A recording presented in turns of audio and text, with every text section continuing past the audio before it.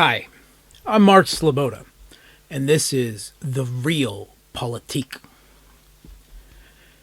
It would appear to have been a year of mind-blowing revelation and uncomfortable illumination for the egotistical, perpetually attention-seeking, and self-aggrandizing man-child American oligarch, Elon Musk. Musk had drifted from his controversial economic and high-tech ventures with Tesla, SpaceX, and his vacillating bid to buy up Twitter into the geopolitical fray in the last half a year. After Russian cyber attacks in the first hours of the intervention had hacked and crippled the American satellite provider Viasat, which the U.S. Kiev Putsch regime in Ukraine had been using for satellite communications, Musk had quickly stepped in and supplied them with use of his own Starlink constellation satellite network, and donated over 20,000 terminals, which have proved instrumental on the battlefield for providing secure, encrypted communications, drone operation, precise artillery targeting, as well as fighting the information war. Musk engaged in the Ukraine info-war fray himself, repeatedly trying to challenge the black belt Russian president Vladimir Putin to a duel, which Putin evidently just ignored.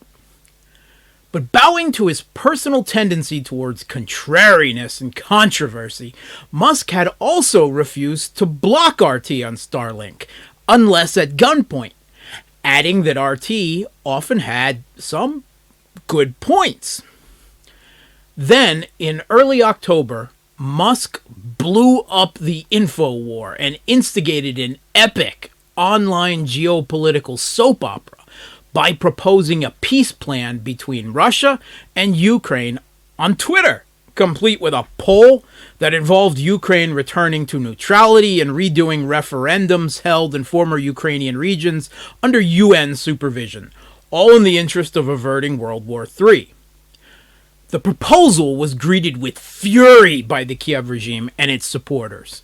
Musk was angrily swarmed and hounded on Twitter by an army of NAFO bots and trolls in what the bot-hating Musk characterized as the biggest bot attack I've ever seen.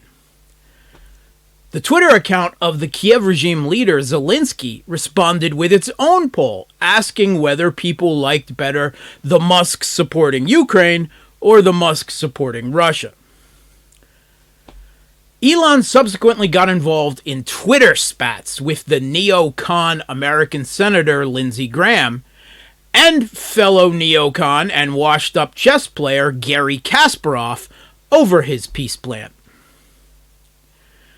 Ian Bremmer, head of the U.S.-aligned Eurasia Group think tank, claimed without evidence that Musk had spoken with Putin privately before putting forward the peace plan, and that the words were Putin's, not his, essentially claiming that he's a Russian agent, which Musk denied. This caused an obviously amused former Russian president, Dmitry Medvedev, to troll into the already crowded and messy fray and jokingly tweet, "Kudos to Elon Musk. However, the shadowy agent has lost his cover. Deserves a new rank fast. His next tweet will run like, Ukraine is an artificial state. Anticipating." It was about this time desperate reports started coming back from Kiev regime forces on the front lines in Ukraine that Starlink had suddenly and catastrophically failed in places, leading some to assume that Russia had stepped up hacking and electronic warfare efforts to disrupt regime counteroffensive, and others to paranoidly assume that Musk had turned it off himself in a peaked huff over all the online abuse he was receiving. Then, the notoriously foul-mouthed and insulting Kiev regime Banderite diplomat Andrei Melnik tweeted, "Fuck off is my very diplomatic reply to you, Elon Musk." Well, Musk responded to all this by quickly sending off a letter to the Pentagon that Starlink could no longer afford to provide services to Ukraine for free, and tweeting back at Melnik that "We're just following his recommendation," adding a man shrugging emoji. Now the crazy situation has escalated even further. The US government has launched a federal investigation into Musk over his Twitter deal. The Pentagon says it is considering its options and other satellite providers to replace Starlink, while Musk is now claiming that Russia is actively trying to kill Starlink.